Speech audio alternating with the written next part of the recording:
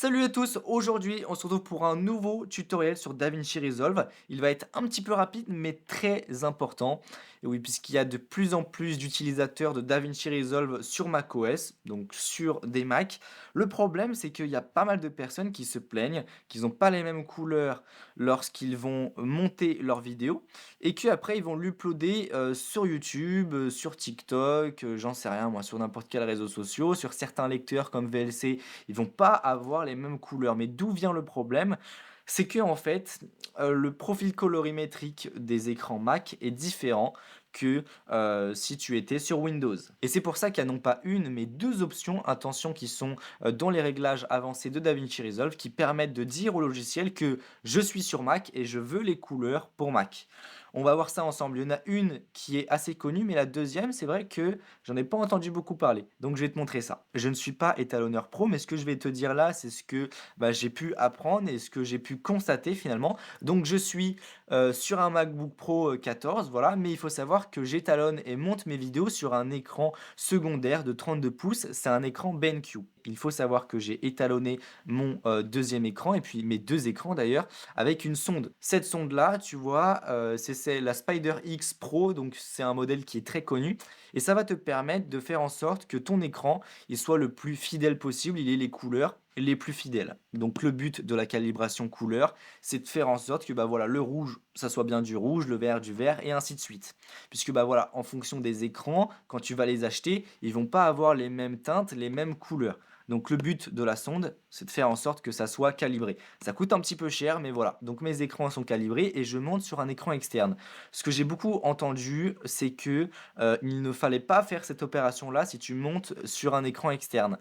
Je suis d'accord, OK, mais de tous les tests que j'ai faits et ben j'ai pas constaté la même chose. Pour moi, ce que je vais te montrer dans cette vidéo-là et ben c'est finalement la solution si tu montes sur un écran externe ou sur ton Mac.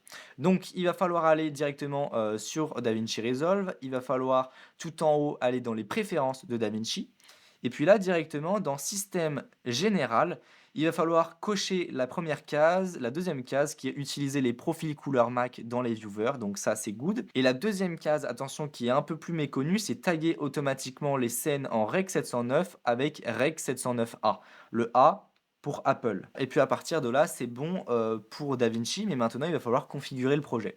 Donc ce qui se passe, c'est quand tu vas ouvrir un nouveau projet, donc là tu vois, je vais ouvrir directement ce nouveau projet-là, il est vide. À chaque fois que tu crées un nouveau projet, il va falloir, régler, ton espace colorimétrique. Donc tu vas aller dans les réglages du projet, donc tout en bas à droite et puis là directement, tu vas aller dans gestion des couleurs et puis tu vas avoir espace colorimétrique de la timeline et espace colorimétrique de la destination. Il va falloir mettre les 2 non pas sur Rec 709 Scène, mais sur Rec 709A, puisqu'on a dit au logiciel que Rec 709 Scène, il sera converti en Rec 709 pour Apple. Donc là, hop, on sélectionne les 2 et puis une fois que c'est fait, on fait enregistrer. OK et puis là, le projet est bon, je vais pouvoir commencer à monter. En ce qui concerne les réglages d'export et bah, écoute, c'est pas très compliqué.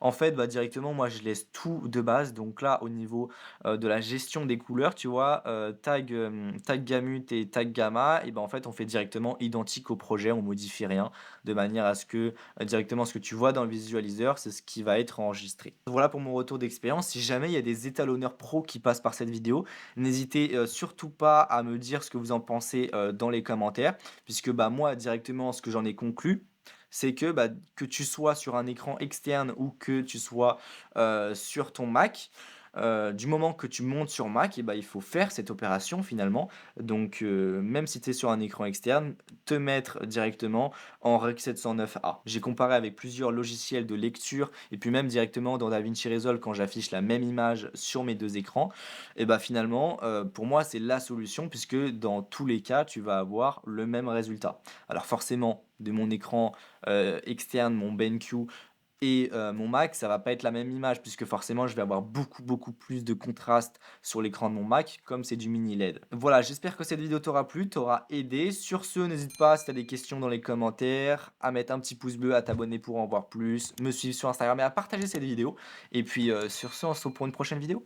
Allez, salut! Salut tout le monde, on se retrouve pour un nouveau tutoriel sur DaVinci Resolve. On s'attaque à l'espace cut de DaVinci.